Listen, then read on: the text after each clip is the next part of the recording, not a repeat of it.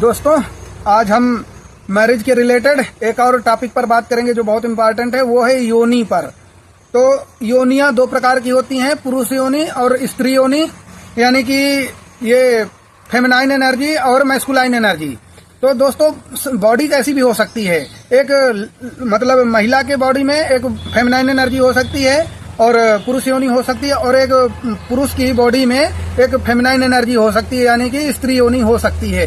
तो इसका प्रभाव कहाँ पड़ता है दोस्तों? ये हमारे स्वभाव को प्रभावित करते हैं। ये योनि जो होती है ये स्वभाव से रिलेटेड होती है।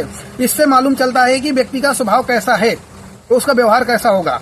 तो दोस्तों, जैसे लड़की मैस्कुलाइन एनर्जी में होती है, यानी कि पुरुष योनि में, तो उसका प्रभाव वो घर की मुखिया होगी, घर को लीड करेगी, प्रैक्टिकल नेचर होगा, इमोशन बहुत कम होंगे उसके अंदर में। ये आपको अक्सर देखने को मिल जाता है।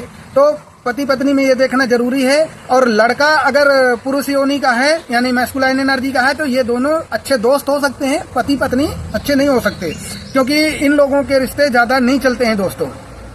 अगर एक रिश्ते में नहीं रहना चाहता, एक प्रैक्टिकल है तो दूसरा भी प्रैक्टिकल ही होता है। तो कभी भी शादी कर रहे हैं तो सेम मैस्कुलाइन एनर्जी नहीं होना चाहिए दोनों की। और सबसे अच्छा रिश्ता अगर होता है तो वो दोनों फेमिनाइन एनर्जी का होता है, यानी लड़की भी स्त्री योनि की होगी और लड़का भी स्त्री योनि में होगा।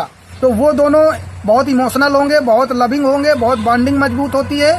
हालांकि इनको बाहरी लोगों से थोड़ा खतरे होते हैं, बाकी इनका नेचर, इनका लविंग नेचर और इनका रिलेशनशिप सबसे स्ट्रांग बॉन्ड होता है, क्योंकि दोनों एक दूसरे को समझते हैं, दोनों एक दूसरे की भावनाओं की कद्र करते हैं, दोनों एक दूसरे से डिवाइनली लव करते हैं, बहुत ज्यादा कनेक्टेड होते हैं।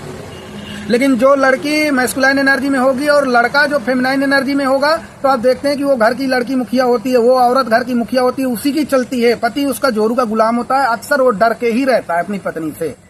और अगर पुरुष मैस्कुलाइन एनर्जी में है जो नेचुरल है, और स्त्री फेमिनाइन एनर्जी में जो कि वो भी नेचुरल है, तो ये रिश्ता बहुत अच्छा होता है। और यही सदियों से चला आया है मैक्सिमम। क्या लड़के तो इमोशंस को अपने कंट्रोल करके चलते हैं, लड़कियां ही हमेशा इमोशंस दिखाती हैं। तो ये रिश्ता बहुत अच्छा होता है। दोनों इमोशनल हो, दोनों फेमिनाइन एनर्जी के हो तो बहुत अच्छे पार्टनर। लड़का मैस्कुलाइन हो, लड़की फेमिनाइन में हो तो अच्छे पार्टनर। अगर लड़की मैस्कुलाइन एनर्जी है, लड़का फेमिनाइन एनर्जी है, तो उनके रिश्तों में रुकावटें आती हैं।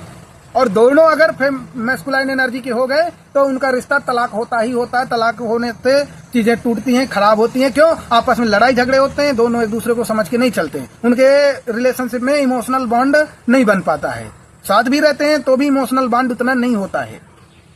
ये चीज आप अगर अपने शादी से पहले जरूर ध्यान दें, जरूर इसको चीज को ठीक करें। अगर दोनों मैस्कुलाइन हैं तो शादी करने से बचें। दोनों दोस्त अच्छे हो सकते हैं।